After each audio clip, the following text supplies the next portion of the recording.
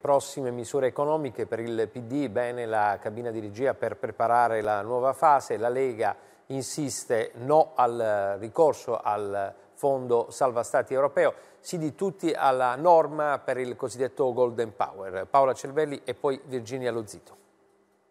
Siamo nel cuore della battaglia, ora non abbassiamo la guardia. Fa il punto così Zingaretti dopo una visita all'ospedale Spallanzani di Roma. Ai cittadini l'appello a resistere, alle istituzioni dice il compito di far sentire la vicinanza a chi teme per il futuro. Nessuno sarà lasciato solo, ci saranno una prima grande iniziativa sul sostegno al credito alle imprese e con il decreto di aprile un intervento per la ripresa. E per la riapertura non farsi trovare impreparati, insiste Zingaretti e rilancia la sua idea, una cabina di regia con territori e scienza. Sull'Europa, attenzione, osserva Enrico Letta, a chi come Salvini tifa perché fallisca.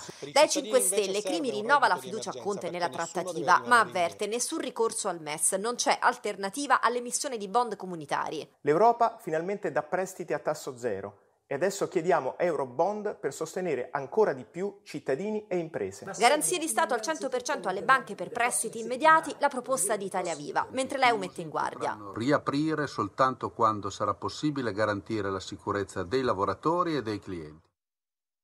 Tutto il centrodestra per il Golden Power, nostra richiesta a difendere le aziende italiane da acquisizioni straniere, dice Salvini che insiste su pace fiscale ed edilizia e bot straordinari per gli italiani. Proposte portate al tavolo con il ministro D'Incà, domani nuovo incontro con Gualtieri. Assoluta contrarietà ad indebitarsi con il fondo salva stati per finanziare le misure urgenti di cui il Paese ha bisogno e non vorremmo che nell'esplorare queste ipotesi si continuasse a perdere del tempo prezioso. Indispensabile per Meloni uno scudo a difesa di asset strategici. Il governo accolga il nostro emendamento, dice la leader di Fratelli d'Italia, che alla Commissione europea chiede di essere solidale nei fatti, non solo a parole. Liquidità immediata per famiglie e imprese, insiste Forza Italia, che annuncia barricate contro ogni ipotesi di patrimoniale. Garanzia da parte dello Stato alle banche per il pagamento dei prestiti alle imprese e della cassa integrazione. Tutela delle partite IVA, voucher in agricoltura. Usare tutti gli strumenti, BCE, MES e Eurobond, dice P Europa. L'Europa, e quindi la BCE, sta letteralmente salvandoci in questa fase da una crisi finanziaria che ci avrebbe travolto. Torniamo in Lombardia ora, è importante il dato di oggi che segna un calo dei ricoveri in terapia intensiva. In diretta